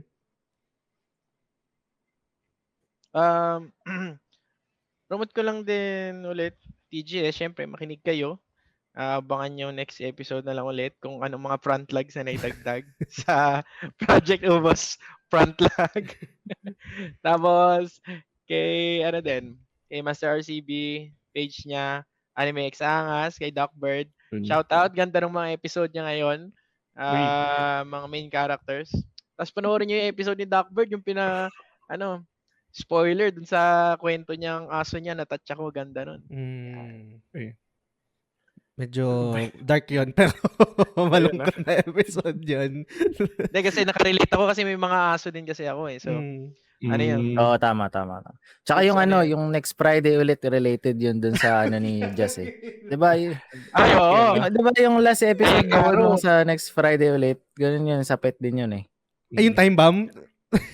Oo, yung time bomb. Yun. Inspired nga yun Last dahil dun sa episode ni Darkbird yung pinakinggan ko. Sabi ko, putang na-realize ko, meron akong 7 time bomb dito na parang baka siya nakabangkong kalungkutan na anytime we withdraw-hin. Ewan ko. Anyway, wag natin pag-usapan yun. Wag na. Ibang aura yun wag na yan. Pero, ayan. Yan lang sa akin. Salamat, Grim. Salamat sa time. Master RCB, baka meron ako nakalimutan. Any last thoughts? Shout out? Yun. So, sa Super Earth, nangangailangan kami ng mga Helldivers. So, yung sa mga viewers dyan, nangangailangan kami ng mga sundalo para talunin yung mga aliens at mga robot. No? So, ina-encourage ko kayo na maglaro kayo ng Helldivers. So, maganda. No? So, ayun. Shout out sa kay Jess, sa TGA. Salamat. And kay Darkbird, pinapakinggan ko na rin yung podcast niya. Meron akong napakinggan dyan yung isang episode tungkol dun sa, ayoko na lang banggitin pero sobrang sensitive yung tungkol sa parang may term sa kanya na sa Japanese Fujoshi? Women. Oo, yun. Fujoshi. Na-intriga ako dun sayo, wow, what the fuck. So, ang ganda, na-enjoy ko yung mga episode niya. And then, yun, Salamat din sa mga nakikinig sa amin, no, kahit na nantitrip lang kami dito. No. Kaya naglolokohan lang tayo. No? Naglolokan lang kami, may pangarap ka pa nung unang episode, di mo na naman natutupad. May magto 2 games per month ako. Oo, 2 games per month pa, pinaplano mo pa, excited. Huwag niyo kami i-judge, no, ganun lang talaga realidad ng buhay. So, yun, no, thank you, and yun, shoutout kay Just sa TGS. Salamat sa time. And Blackbird, anything to promote? Final thoughts? Shoutout, go ahead. Ayun, na-shoutout nyo naman pero ginagawa ko nga din podcast. Maraming salamat kung nakikinig kayong tatlo. Nakakatuwa kasi, yun nga, parang kahit isa lang sabi ko nakikinig na to, natutuwa na ako. Nadadagdagan pa sa TGS community. Nakakatuwa lang din. Salamat sa pakikinig ng anime. Pero yun na lang siguro, anime angas lang talaga. Yung kung mahilig kayo sa anime, may upcoming episode na main character. Tago na lang natin sa pangalang Ayekaru. Abangan nyo. Kasi Hindi ko nga binabanggit. Ay, maganda yan. Holy shit, kailan yan? Okay. Natatawa ako nun kasi nagla-live si Duckbird. Pagtingin ko, Ayekaru yung MC. Sabi ko, sakto. spoiler. Pero yun, hindi pa na-release yan, no? Upcoming Hindi pa. pa yan. Okay. Abangan nyo lang siguro. Maganda yan. Parang kilala ko yan si Ayekaru. Okay. Oo nga, itinago ko na lang nga sa ganung pangalan. Abangan nyo na lang siguro. Basta, mga end of March, mga ganun lalabas na yun. So, yun lang siguro. Tsaka maraming salamat din sa The Game Silog. At subscribe na rin kayo. Yun. Uy. Yan, salamat din sa time nyo, guys, no. Alam ko busy tayo, pero yun pinaka na-appreciate ko dito medyo parang no. Sorry, gay shit, pero na-appreciate ko yung commitment nyo. Ay, gago, cancelable ba yan? Baka sabihin, parang homophobic ako. Bawal yata yan. Sorry, erase. Di ko i-edit yun, pero erase. Huwag niyo akong i-cancel. Pero anyway, super thankful ako sa inyo guys sa commitment nyo kapag nagme-message ako na anong araw kayo available, anong oras kayo pwede mag-record. No? Kasi napaka-importante sa akin nung commitment. Lalo na ito, parang 1 year natin gagawin to. Kahit once in a month siya, konsumo siya ng oras eh. Oras na dapat ini-spend nyo sa personal nyo na buhay, right? Kaya, kahit sa ibang aspeto, kunwari dun sa flagship, meron akong mga guest na parang willing to spend time. Super na-appreciate ko yun. Napaka-importante nun. Kasi yung time, corny pakinggan, pero currency na siya right? Yung oras lalo na sa adult thing, di ba? Parang, minsan nga, yung oras, kinukumpit ko na siya sa per oras ko sa sa trabaho. Hindi ko naiiwasan pero ganun. Kunwari may gagawin akong bagay,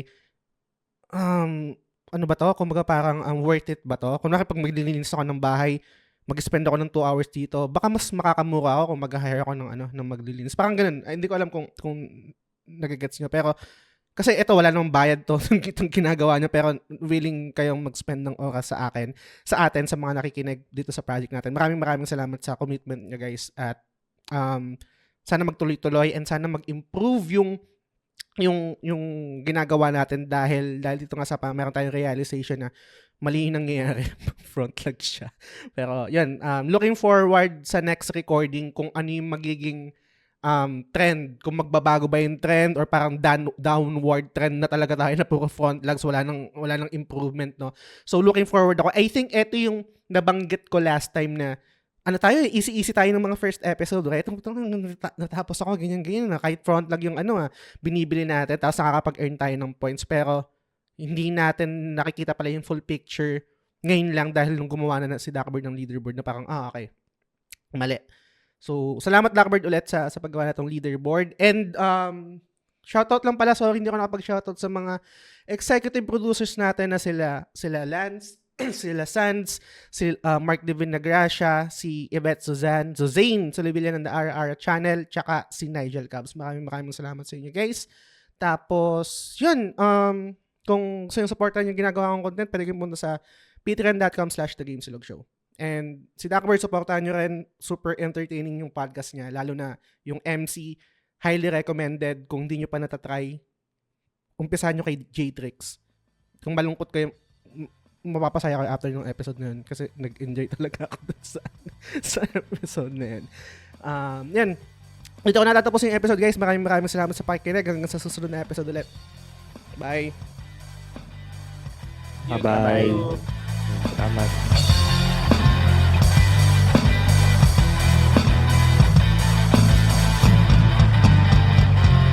The Game Silog Show is fan-supported at patreon.com/thegamesilog-show. The following names are current supporters and I'm eternally grateful for your kindness, support, and generosity. Sands, Lance, Mark Divina Gracia, Yvette Solivilla ng The Ara Ara Channel, Nigel Cavs, TJ Balyares ng Backlog na naman Budolcast, Big Chungus, Benson Santa Ana, Kuya Benny, Bernard James Cruz, Jacob Francisco, Franz Galapon, Silves, Frederick Soriano ng Late na Gamer, Mar Valencia, Bay Ian ng Master RCB, Tess Macalanda, Macy Tang Balyares ng Casual Gamer vs. The World, Hey Kiko, Luigi Tumulak, Shalene Rivera, Edgy Weeb, RD Casimiro, Mark Paha, Ray Anthony Rivera, MC De La Cruz ng GamePow, Jerome Lacson, and Duckbird ng Anime X Angas. Maraming salamat sa inyo, guys.